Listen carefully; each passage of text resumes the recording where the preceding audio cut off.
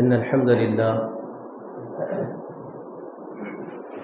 لله نحمده ونستعينه ونستغفره ونعوذ بالله من شرور أنفسنا ومن سيئات أعمالنا من يهده الله فلا مضل له ومن يضلله فلا هادي له وأشهد أن لا إله إلا الله وحده لا شريك له وأشهد أن محمدا عبده ورسوله أرسله بالحق بشيرا ونذيرا وداعيا إلى الله بإذنه وسراجا منيرا أما بعد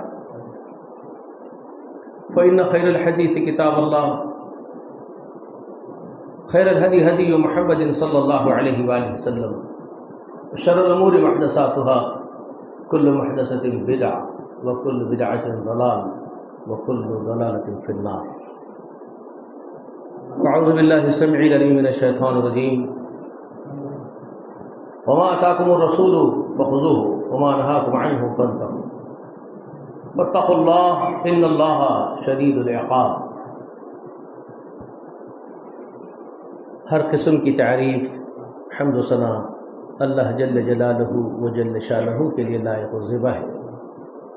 درود و سلام ہو تمام انبیاء و تمام مرسلین پر، خصوصاً اللہ کی بے شمار رحمتیں و برکتیں نازل ہو نبی آخر الزمان محمد رسول اللہ صلی اللہ علیہ وآلہ وسلم پر۔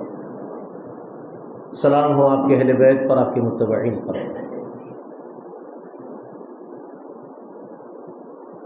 انبیاء کو اللہ تعالیٰ نے بھیجا ہی اس لیے ہے کہ اللہ کے اذن سے ان کی اطاعت کی جائے۔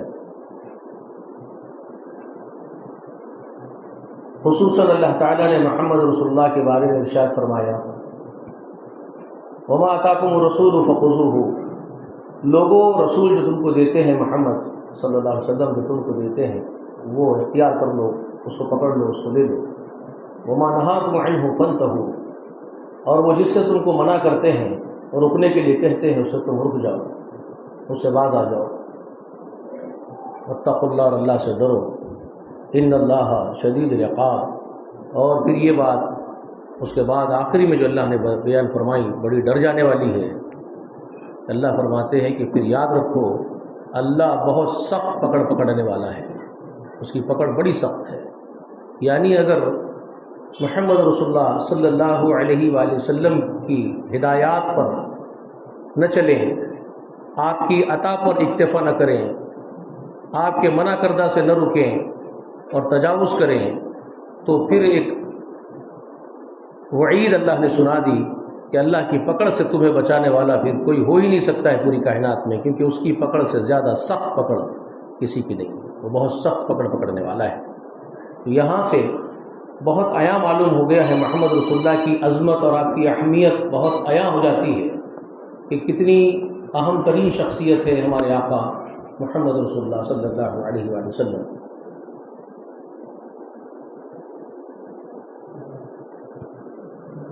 اللہ کی وریا ہم سب کو اس بات کی توفیق دے کہ ہم ہمارے سردار محمد رسول اللہ صلی اللہ علیہ وآلہ وسلم کی اتباع کرنے والے بنے، اور آپ کی نافرمانی سے اللہ ہم کو ہمیشہ کے لیے محفوظ رکھے۔ آئیے آج میں کچھ باتیں آپ حضرات سے تبادلہ خیال ہی صحیح، گفتگو ہی صحیح، معاشرے کو جس طرح سے ہم دیکھ رہے ہیں، جو دیکھا جا رہا ہے معاشرے میں اپنے آپ کو لے کر بات کروں۔ بہتر ہے کہ میں اپنے آپ سے ہی باتیں کروں۔ تو یہ ہے، میرے بلند بانگ دعوے ہیں محبت رسول کے، مگر میری زندگی محمد رسول اللہ صلی اللہ علیہ وسلم کی اطاعت پر آنے کے لیے تیار نہیں ہے۔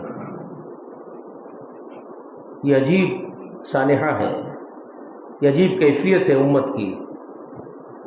اگر ہم واقعی یہ سب کچھ جو آج ہم دیکھ رہے ہیں معاشرے میں، یہ کرتے ہوئے بھی جن تمام چیزوں سے رسول اللہ نے منع کیا تھا، وہ ساری چیزوں کو کرتے ہوئے بھی ہم یہ خیال کر کے بیٹھ جاتے ہیں، اور میرا یہ خیال ہے کہ سب سے زیادہ محبت رسول میں ہی آگے ہوں، سب سے زیادہ میں رسول اللہ سے محبت کرنے والا فرد ہوں، میں اپنے آپ کو یہ سمجھتا ہوں، جبکہ زندگی میری اطاعت سے خالی ہے۔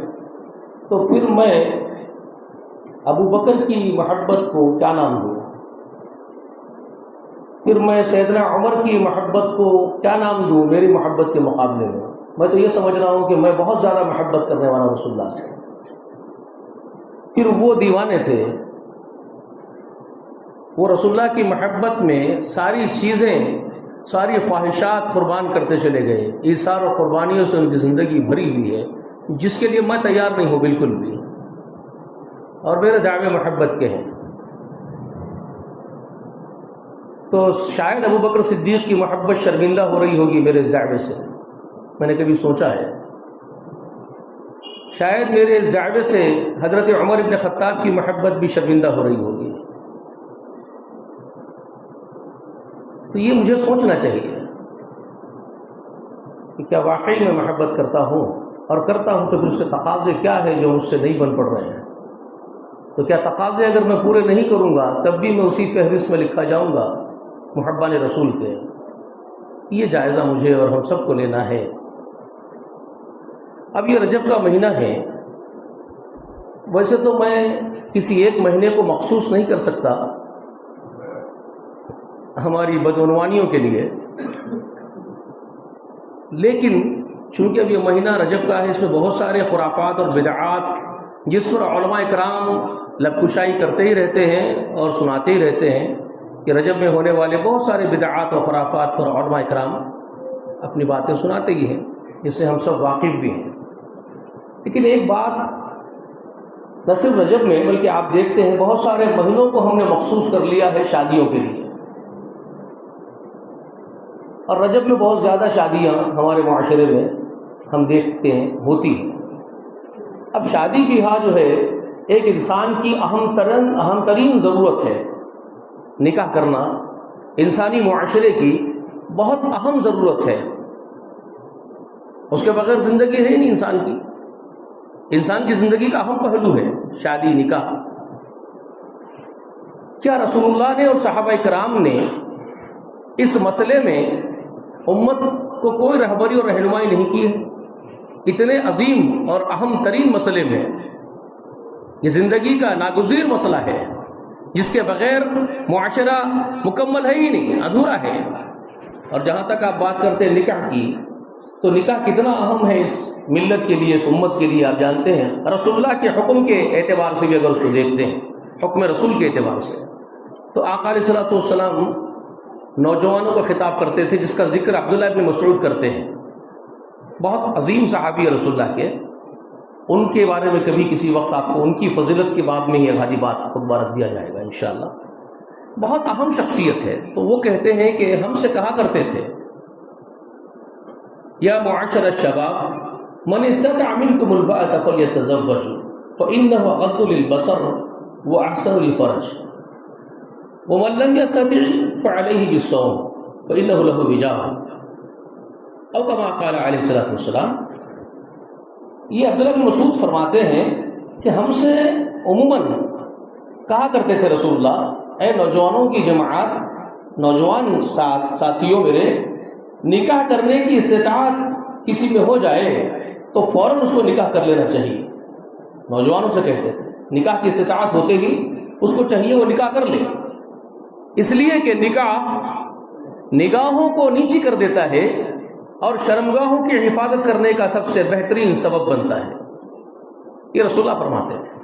اور پھر یہ فرماتے تھے کہ جس کے پاس نکاح کرنے کی استطاعت نہ ہو تو میں اس کے لیے یہ حکم دیتا ہوں کہ وہ روزوں کو لازم کر لے، اپنے اوپر کثرت سے روزے رکھے۔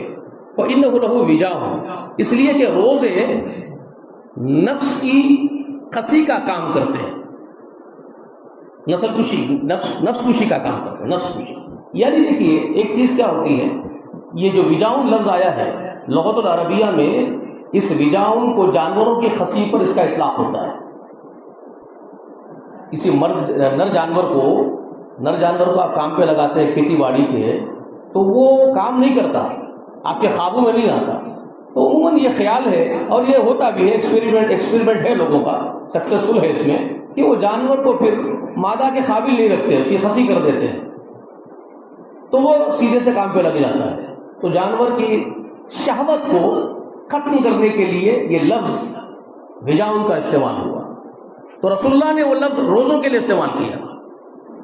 رسول اللہ نے کہا یہ روزے جو ہے یہ مومن کے لیے جس طرح جانور کی خصی ہوتی ہے، اس کی شہوت مر جاتی ہے، اس طرح روزہ انسان کی شہوت کو کچل دینے کا کام کرتا ہے۔ اللہ اکبر، کتنی عظیم عبادت ہے روزہ! اس سے روزے کی فضیلت بھی معلوم ہو گئی آپ کو، کتنی عظیم عبادت ہے روزہ، جس کو ہم سمجھتے ہی نہیں۔ ہم روزے بھی رکھتے ہیں اور ہماری شہوتیں بھی امنگیں مارتی رہتی ہیں، روزے میں ہم فحش کے کام کرتے ہیں۔ استغفر اللہ، روزے کو سمجھتے ہی نہیں۔ روزہ اللہ تعالیٰ کا وہ خوف پیدا کرتا ہے بندے کے اندر کہ بندہ اس سے ہر حرام چیز کو ترک کر دیتا ہے، اس خوف سے، اس خشیت سے۔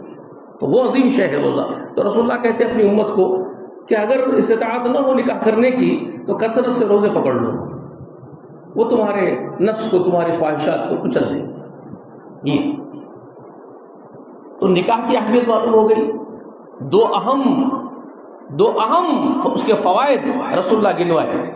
ایک، نگاہیں گناہوں سے بچ جاتی ہیں، تو نکاح کا تقاضا ہے کہ نگاہیں محفوظ ہو جائیں، گناہوں سے بچ جائیں۔ لیکن نکاح کرنے کے بعد بھی نگاہیں بھٹکے تو اس نے کیا کیا؟ سوچیے، رسول اللہ علیہ وسلم جو حکمتیں بتائے تھے ہم تو اس کے مخالفت میں جا رہے ہیں۔ دوسرا فائدہ اس کو جو بتایا رسول اللہ نے، شرمگاہوں کی حفاظت ہو جاتی ہے۔ لیکن بہت سارے لوگوں کو آپ دیکھتے ہیں نکاح کرنے کے بعد بھی زنا کی طرف راغب ہیں۔ کیا کر رہے ہیں وہ لوگ؟ کیا وہ اسلام کے تقاضے، تقوی کے تقاضے پورے کر رہے ہیں؟ رسول اللہ کی اطاعت کے تقاضے پورے کر رہے ہیں؟ سوچیے آپ، استطاعت نان نفقوں کو کہا گیا۔ نان نفقہ جیسے خود کھا رہا ہے اپنی بیوی کو کھلا سکتا ہے، وہ استطاعت ہے۔ لیکن بعض علماء نے مخصوص بھی کیا اس استطاعت کو جمع کرنے کی طاقت کے ساتھ۔ اور بڑے علماء ہیں جو باہر سے ولایت سے پڑھ کے آئے ہیں، ہم جیسے ناقص علم والے اس کو کیا بولیں گے ان حضرات کو؟ جماع کی استطاعت ہی خالص مراد نہیں ہے اس حکم میں۔ وہ یہ بہت بھاری اور بڑی غلطی کر رہے ہیں جو یہ بات کہہ رہے ہیں کہ یہاں استطاعت سے مراد جماع کی استطاعت ہے۔ نہیں، خطاب کس سے ہے صاحب؟ ذرا آپ ہوش کرو، ہوش میں آؤ۔ خطاب کس سے کر رہے ہیں؟ یا معاشرہ شباب، اے اہل شباب جن میں جماع کی استطاعت بھرپور ہوتی ہے، ان سے خطاب ہو۔ من استطاع کہا جا رہا ہے ان کو، استطاعت ہو تو نکاح کرو۔ تو پھر نوجوانوں میں جماع کی استطاعت تو ہے ہی، ٹوٹ ٹوٹ کے بری ہوئی، پھر کس استطاعت کی بات ہو رہی ہے؟ جو تم کھا کے اپنی بیوی کو کھلا سکتے ہو، ایک گھر میں رہ کے اپنی بیوی کو رکھ سکتے ہو، پہنا سکتے ہو اچھے کپڑے، اس کو تن ڈھانپنے کے لیے اس کو لباس پرووائڈ کر سکتے ہو، یہ استطاعت ہے۔ فقہاء کرام نے بھی استطاعت سے یہی مراد لیا ہے۔ ٹھیک ہے، اس کے بعد آخری خطاب بھی جو فرما رہے ہیں انہ لہ وجاء، استطاعت نہ ہو تو روزے کیوں رکھوائے رسول اللہ نے؟ پھر یہ کیوں کہا کہ لہ وجاء؟ وہ تمہاری شہوت کو دباتے ہیں روزے۔ استطاعت جماع کی اگر ہے صرف مراد تو پھر یہاں یہ لفظ کیوں استعمال ہوا لہ وجاء کا؟ آپ نادانی کر رہے ہیں، یہاں نام نفقہ مراد ہے۔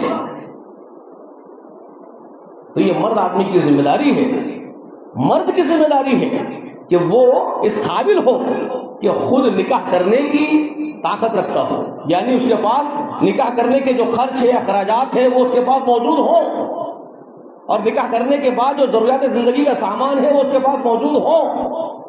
یہ نہیں ہے کہ عورت سے بھیک مانگ کے نکاح کرو جی۔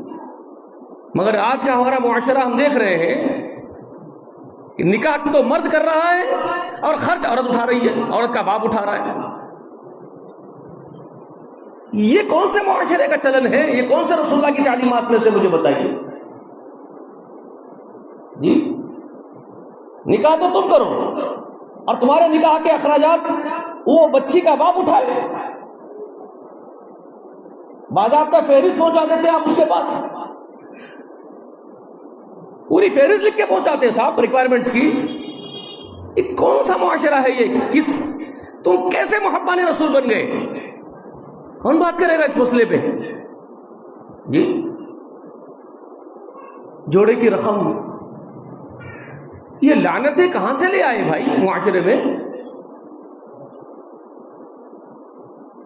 فہرست سے پہنچا رہے ہیں آپ لکھ کر کے۔ الرجال، اللہ تعالیٰ کیا فرماتے ہیں؟ رجال کیا ہے؟ الرجال قوامون علی النساء، مرد آدمیوں کو اللہ تعالیٰ نے عورتوں پر حاکم بنایا ہے۔ کیوں؟ سورہ نساء پڑھ لیجئے، وجہ بھی بیان کر دی. کیوں؟ بما انفقوا اموالهم، اپنے اموال تم ان لوگوں کے اوپر خرچ کرتے ہو، عورتوں پر. اللہ کی دی ہوئی فضیلت ہے تمہارے اوپر، تم کو اللہ نے بڑا بنایا، اللہ کی فضیلت ہے، اور اس کا سبب یہ ہے کہ اپنے اموال تم خرچ کریں. تمہارا کام ہے کہ تم اپنے اموال اپنی اہلیہ پر، اپنے گھر والوں پر، اپنے خانوادے پر خرچ کرو. یہ مردوں کی ذمہ داری ہے مال خرچ کرنے کی، عورت کی نہیں. پھر یہ کیسے مرد ہو گئے حضرات جو عورت سے مطالبہ کر رہے ہیں مال کا؟ اور یہ معاشرہ یہی کاموں میں لگا ہوا ہے. ایک بہت بڑی تعداد ہے یہ معاشرے کی یہ کام میں لگا ہوا ہے، اور سننے تیاری نہیں ہے اس بات کو. اور پھر محبان رسول کے دعوے، عاشقان رسول کے دعوے بلندان ہیں ہمارے.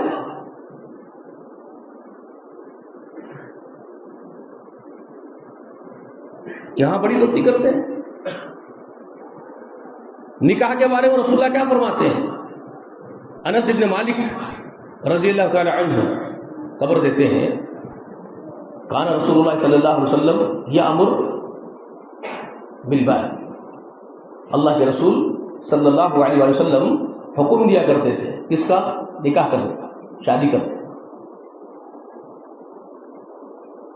اور وہ ینہا عن التبتل، اور وہ رسول اللہ ہم کو بغیر نکاح کے تبتل کی زندگی سے منع کرتے تھے.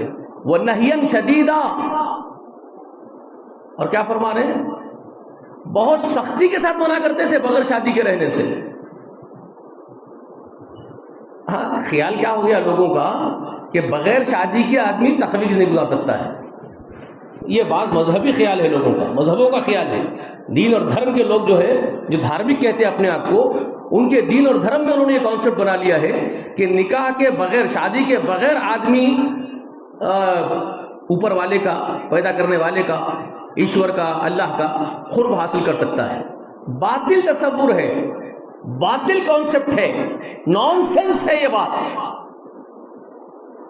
سینس کے خلاف ہے. نیچر نے مرد اور عورت کو بنایا اس طرح سے ہے کہ مرد میں عورت کی کشش، عورت میں مرد کی کشش نیچرلی رکھی گئی ہے. آپ اینٹی نیچر جا کر کے آپ کون سا تقویٰ پورا کریں گے؟ امپاسبل بات کر رہے ہیں آپ، اینٹی نیچر بات کر رہے ہیں آپ. فطرت کا تقاضا ہے کہ وہ نکاح کریں، تبھی پاک دامنی اس کے اندر آ سکتی ہے. آپ حضرات اعتراضات کرتے ہیں، بہت سارے لوگ جو دوسرے دھرم کے لوگ ہیں وہ اسلام پر اعتراض کرتے ہیں کہ ایک سے زائد بیویوں کی اجازت اور پرمیشن کیوں دیتا ہے اسلام، یہ تشدد ہے، یہ زیادتی ہے. آپ نانسنس کی باتیں کرتے ہیں. انسان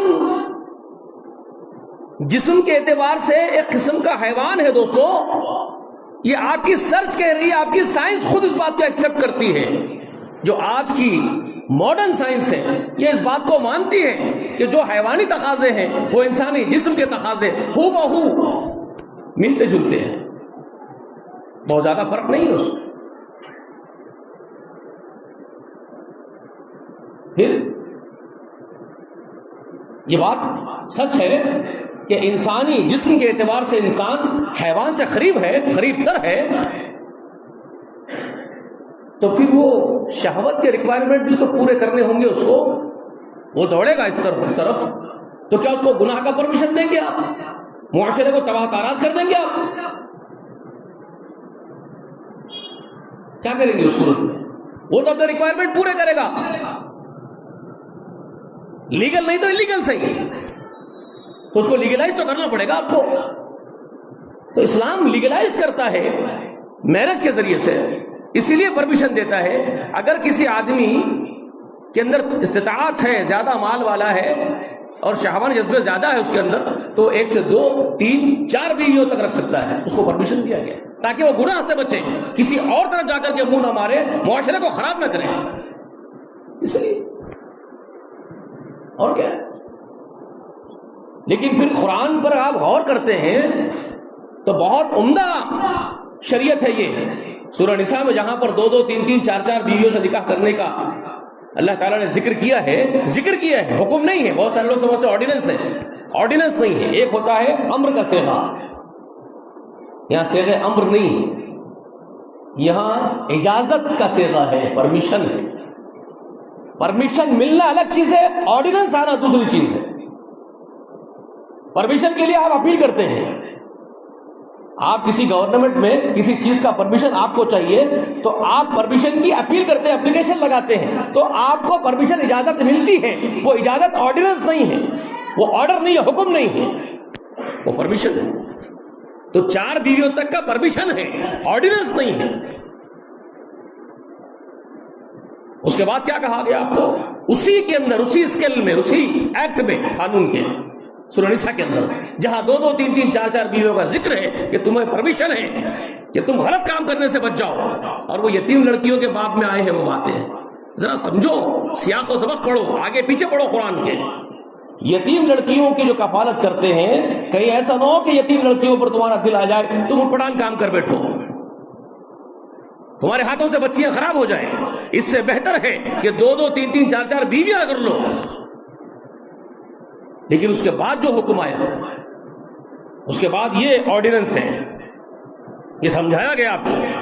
لیکن اگر تمہیں اس بات کا خدشہ ہو کہ تم عدل و انصاف نہ کر سکتے چاروں کے بیچ میں, 4 کر کے اگر عدل نہ کر سکنے کا اندیشہ ہو جائے تمہارے کو, تم کو خدشہ ہو جائے اس بات کا کہ مجھ سے عدل نہیں ہوگا, تو پھر اللہ تعالیٰ اس وقت آرڈیننس دیتے ہیں. تو پھر ایک ہی بہتر ہے, تو پھر ایک ہی عورت تمہارے لیے بہتر ہے, اسی کے ساتھ گزارو. یہ رسول اللہ نے بھی اسی قانون کا یہاں پر ذکر کیا ہے جس کا میں ابھی ذکر کیا حدیث کا. استطاعت ہو تو نکاح کرو, استطاعت نہ ہو تمہارے اندر تو روزہ رکھ کے گزارو, شادی کے بغیر روزہ رکھ کے گزارو. لیکن بچیوں پر لا کر کے ظلم کرنے کی اجازت نہیں ہے. یہ نہیں ہے کہ آپ کے پاس نان نفقے کا, آپ کے پاس سامان نہیں ہے, استطاعت نہیں ہے آپ کے پاس, نان نفقہ نہیں دے سکتے ہو, تو جبرن شادی کر کے تو لا لیے اور ظلم کر رہے ہو اس کے اوپر. اس کا پرمیشن نہیں ہے اسلام. استطاعت نہیں ہے اگر نکاح کر کے نبھانے کی بچی کو, تو پھر کرو ہی مت, روزہ رکھو. یہ ہے بہترین تعلیمات اسلام کی. اسلام کی خوبیاں سمجھنے کی ضرورت ہے. اتنی بہترین خوبیوں والا دین ہے. یہاں ظلم و زیادتی نہیں ہے, یہاں عدل و انصاف ہے. اور یہاں پر پروٹیکشن دینا مطلوب ہے, سیکیورٹی دینا مطلوب ہے, عورت کو ایک وقار دینا مطلوب ہے, عزت والی زندگی پرووائڈ کرنا مقصود ہے اسلام کا, تاکہ اس کو 4 دیواری کے اندر باعزت باوقار زندگی عطا کی جائے, بیوی بنا کر کے رکھا جائے, نہ کہ رکھیل بنایا جائے جس طرح دوسرے مذہب والے بنا رہے ہیں. بہت سارے لوگ ہیں شادیوں کا پرمیشن نہیں ہے تو اٹپٹان کامیں کر رہے ہیں, جا کے دیکھ لیا, حرام بازی میں وقت گزار رہے ہیں. اسلام کے اوپر نام رکھنے سے پہلے, اسلام پر کلام کرنے سے پہلے 100 بار مطالعہ کرو اسلام کا, اس کی خوبیوں کا. میری اپیل انٹلیکچوئل سے ہے, جوڈیشری سے ہے, ایمانداری کے ساتھ بیٹھ کر کے اسلام کے ایکٹس کا مطالعہ کرو. اس کے بعد آپ کا ضمیر, آپ کی آتما پکار اٹھے گی کہ اس سے بہترین اور کوئی قانون نہیں ہو سکتا. یہ اسلام. پھر نکاح کرنے پر زور, تبتل کی زندگی سے منع, کیونکہ اس سے خرابہ ہو سکتا ہے, تم گناہگار بن جاتے ہو, معاشرہ خراب ہوتا ہے, اس لیے تبتل کی زندگی سے سختی کے ساتھ منع کیا, نہی شدید. اور نکاح کرنے کا جو طریقہ کار ہوتا ہے, نکاح کرنے کے لیے جو انتخاب ہوتے ہیں, اس کی بھی تعلیم دی. کسی چیز کو مستثنا نہیں چھوڑا. آپ سمجھ رہے ہیں نکاح کے بارے میں محمد رسول اللہ نے کوئی رہنمائی ہماری نہیں کی, ہم کو آزاد چھوڑ دیا ہے, تو ہم ہمارے حساب سے شادی بیاہ کر لیں گے. اگر کسی کا ایسا گمان ہے کہ رسول اللہ نے ہم کو نکاح کے بارے میں مقرر رہبری رہنمائی ہماری نہیں کی ہے, آزاد چھوڑ دیا ہے, اس لیے ہم ہمارے حساب سے نکاح شادی بیاہ کر رہے ہیں, تو جہالت کی سوچ ہے, لا علمی کی سوچ ہے. علم حاصل کرو اگر ایسا سوچ رہے ہیں. نہیں, اگر معلوم ہے رسول اللہ نے ہدایت اور رہبری رہنمائی کی ہے, اس کے باوجود کر رہے ہیں, تو پھر غدار ہیں, اللہ کے پاس سزا پائیں گے غداری کی. تو پھر نافرمان ہے، اگر جان بوجھ کے کر رہے ہیں تو غدار ہے اس کے بعد. نہیں جانتے ہیں تو نادان ہے. نادان لفظ تو اتنا برا نہیں اتنا غدار لفظ برا ہے. کوئی اگر لا علم ہے، نہیں جانتا ہے اور کر رہا ہے پٹھان کام، تو شاید وہ معاف کیا جائے یا اس کی اصلاح کی جا سکتی ہے، اس کی اصلاح کی گنجائش نکلتی. لیکن کچھ لوگ جو معلوم رکھ کے کرتے ہیں وہ تو غدار ہوتے ہیں، سزا کے مستحق بنتے ہیں. رسول اللہ نے ہر اعتبار سے رہبری کی ہے.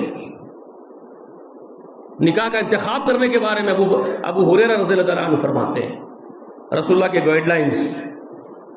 سیدنا ابو ہریرہ فرماتے ہیں کہ رسول اللہ نے ان سے کہا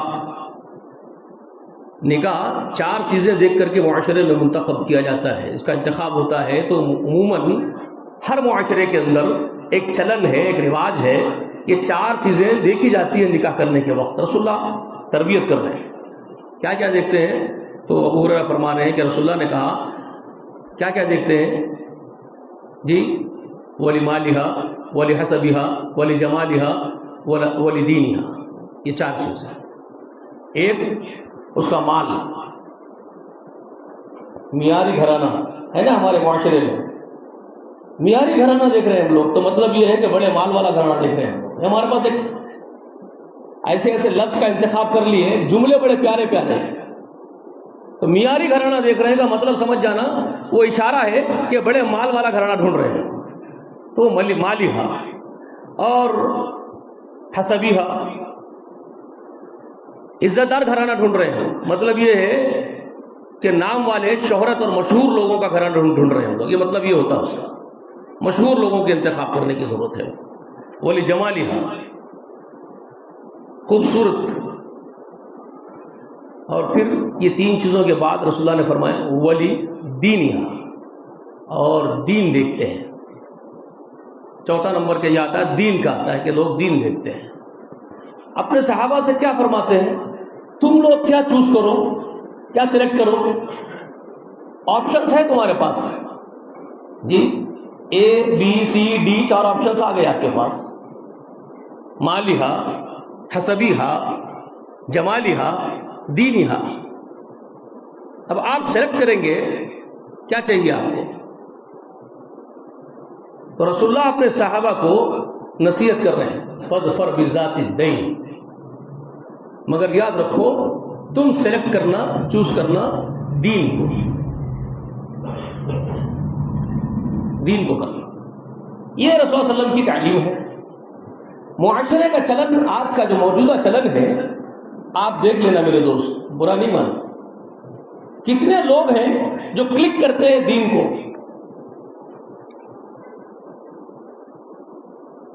جی. دعوے بلندان ہے بھائی میرے سے بڑا محب رسول کوئی نہیں میری نگاہ میں، میرے سے بڑا عاشق رسول کو دوسرا نہیں ہے میری نگاہ میں. اور جب باری آتی ہے میری اپنی زندگی کے فیصلے کرنے کی تو مجھے رسول اللہ نہیں چاہیے. مجھے رسول اللہ کی ضرورت وہاں نہیں ہے، حاجت نہیں ہے وہاں پر مجھے. سوچئے کس غداروں کے معاشرے میں ہم جی رہے ہیں. مال دیکھا جائے گا، حسب نسب دیکھا جائے گا، خوبصورتی دیکھی جائے گی، لیکن دین کی پرواہ الا ماشاء اللہ ہی کہیں ہوگی.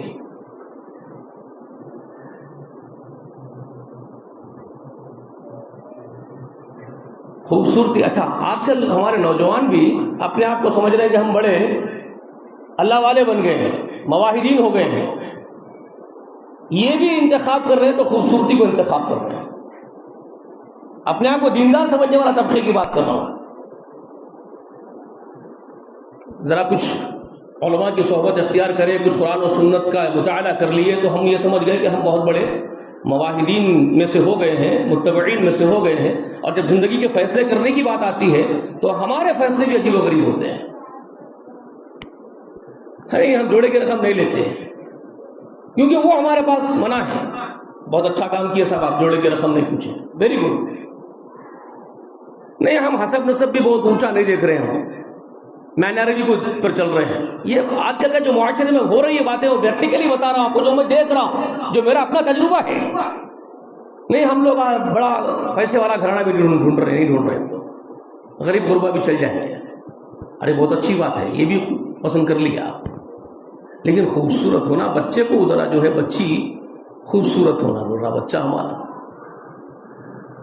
اچھا، خوبصورت سے مراد یہ ہے کہ ان کو ماڈلر ہونا، ایک ماڈل ہونا، کھڑی ناک والی، بڑی آنکھوں والی، اونچی پوری، دبلی پتلی، اب یہ ان کے ذہن میں ہے نوجوان کے، بڑے بڑے بال والی، بڑی آنکھوں والی، اب یہ ان کو چاہیے، ان کی ریکوائرمنٹ ہے۔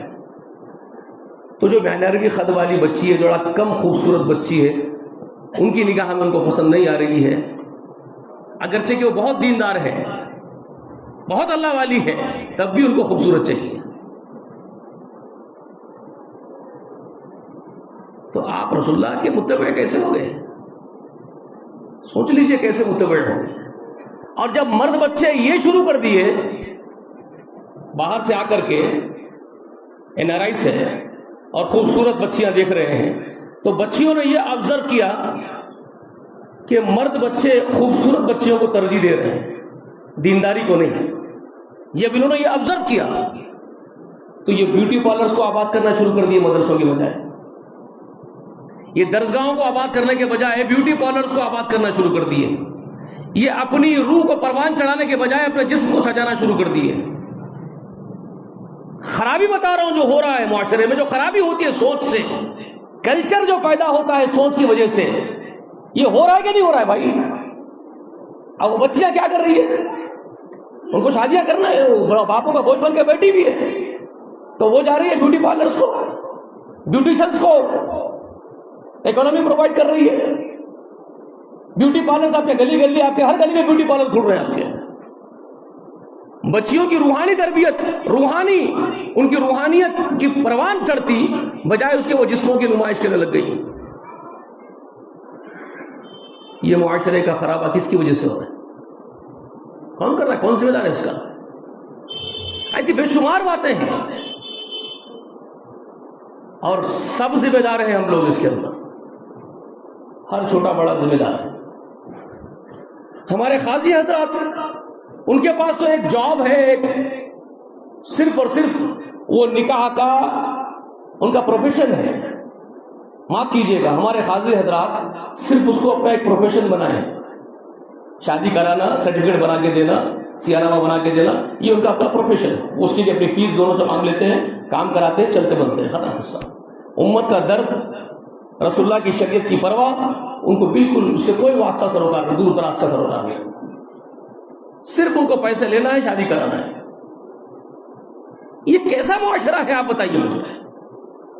اگر رسول اللہ سے محبت ہوتی، رسول اللہ کی شریعت کی پرواہ ہوتی، اسلام کی پرواہ ہوتی، تو قاضی حضرات یہ طے کر لیتے کہ جس شادی میں غیر شرعی رسم و رواج ہوں گے، غیر شرعی شادیاں ہوں گی، ہم وہ نکاح نہیں پڑھائیں گے۔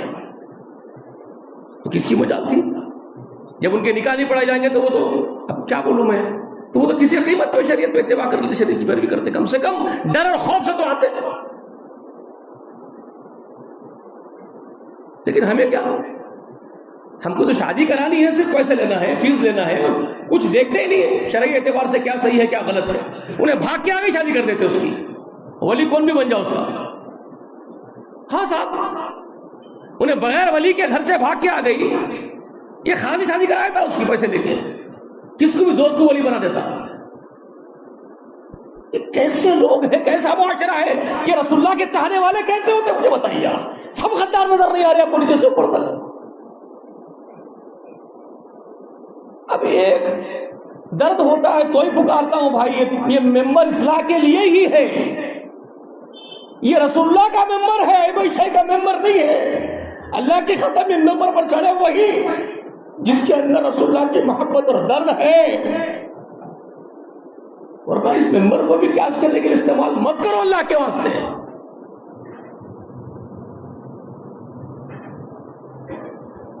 یہ باتیں تکلیف دینے کی کیوں ہے بھائی؟ اس سے تکلیف کیوں ہوتی ہے؟ اس سے تو اصلاح کرنے کی ضرورت ہے، ان باتوں سے اصلاح کرنے کی ضرورت ہے، تکلیف ہونے کی نہیں۔ تو اللہ مجھے اور ہم سب کو اس بات کی توفیق دے کہ ہم لوگ عمل والے بن جائیں۔ دیکھیے دنیا تو یوں ہی کٹ جائے گی بھائی، کب تک زندہ رہیں گے کسی کو نہیں معلوم۔ آج سانسیں چل رہی ہے، زندہ ہے، کب نکل جائے گی کوئی نہیں جانتا. فلولا اذا بلغت الحلقوم وانتم حينئذ تنظرون ونحن اقرب اليه منكم ولكن لا تبصرون. ہے نا, سانسیں چل رہی ہے, جس دن حلق میں آ جائے گی روح تمہاری, نرغرہ غرغرہ آخری لگ جائے گا, تو اللہ فرماتے ہیں کہ تم سے زیادہ ہم اس مرنے والے کے قریب ہوتے ہیں مگر تم ہم کو دیکھ نہیں سکتے. فلولا ان کنتم غیر مدینین ترجعونها ان کنتم صادقین.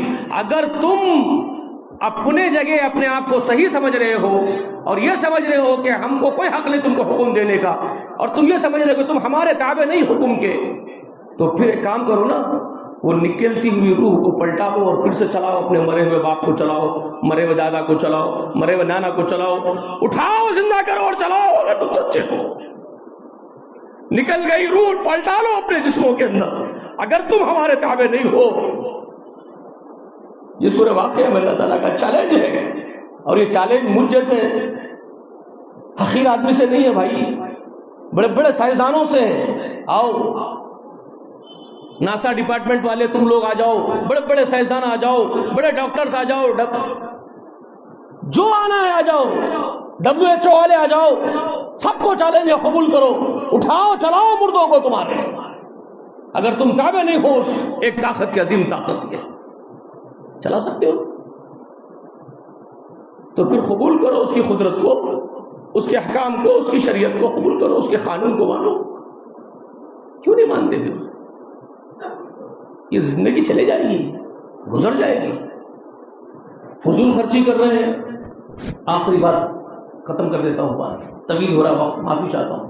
دیکھیے سورہ اسرا میں اللہ تعالیٰ کا, بنی اسرائیل, سورہ بنی اسرائیل, اللہ فرماتے ہیں وآت ذی القربى حقہ والمسکین وابن السبیل ولا تبذر تبذیرا ان المبذرین کانوا اخوان الشیاطین وکان الشیطان لربہ کفورا. یہ وہ دو آیت ہیں 26-27. اللہ تعالیٰ فرماتے ہیں سورہ بنی اسرائیل, لوگوں اپنے مالوں میں سے رشتہ داروں کا حق دو, مسکینوں کا حق دو, مسافروں کا حق نکالو. حق, اللہ اکبر. ہر مالدار کے مال میں, مال یہ سمجھ رہا ہوں, میں سمجھ رہا ہوں کہ میں مال کما رہا ہوں تو میری ٹیلنٹ, میری صلاحیت.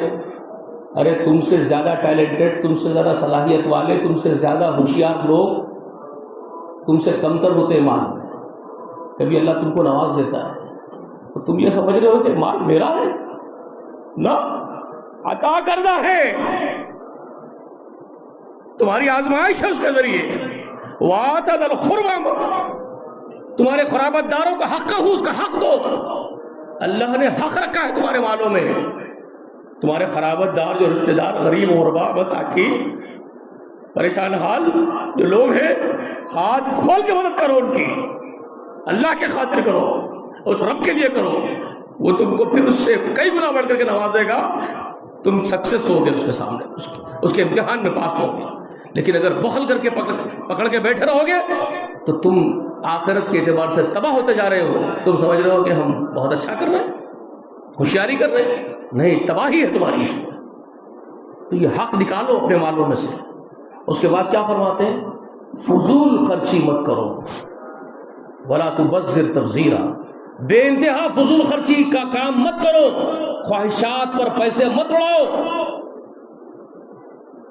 ان المبذرین کانوا اخوان الشیاطین, یاد رکھو یہ انتہائی درجے کا فضول خرچ کرنے والے شیطانوں کے بھائی ہیں, اور شیطان اپنے رب کا ناشکرا ہے. پٹاخے پھوڑ رہے ہیں, ڈی جے بجا رہے ہیں, عورتوں کو نچا رہے ہیں.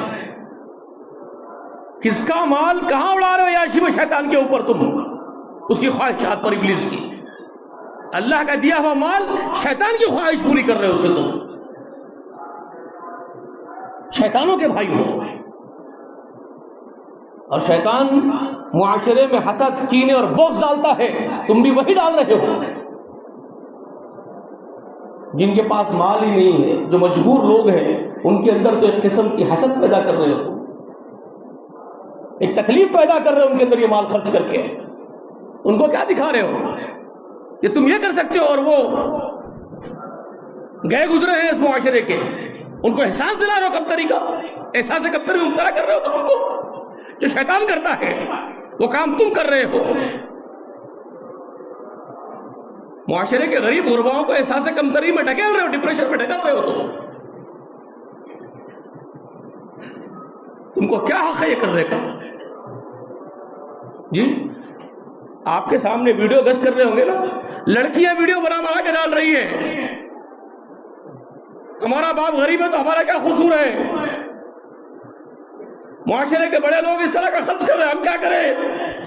رو رہی ہے، آپ کی بہنیں ہیں برقع پہنے نقاب پہنے رو رہی ہے، آپ کو شرم نہیں آتی؟ ایک مولوی شادی کرتا ہے تو 80 قسم کا ڈشا بنا رہا ہے، شرم نہیں آتی؟ تو کہاں کا مولوی ہو گیا غدار؟ کیا بات ہے یہ؟ تو کون بولے گا بھائی اس کے بارے میں؟ کون بات کرے گا؟ اگر کوئی آدمی غریب ہے، اگر 5-6 بچیاں پیدا کر دیا تو وہ معاشرے کا مجرم ہے آپ کے حساب سے، وہ آپ کے معاشرے کا مجرم آدمی ہے، اس نے بہت بڑی گناہ کا کام، غلطی کر دی، اس نے 5 بچیاں اس کو پیدا ہو گئے، آپ اس کو مار ڈالیں گے؟ اس کی بچیاں روڈ پہ آ جائیں گی؟ پھر آپ بڑے بلند بانگ دعوے کر رہے ہیں اسلامی معاشرہ ہے آپ کا، محبان رسول ہے آپ، عاشق رسول ہے آپ، شرم آنی چاہیے۔ تو اس پر کوئی بات ہی نہیں کرتا صاحب۔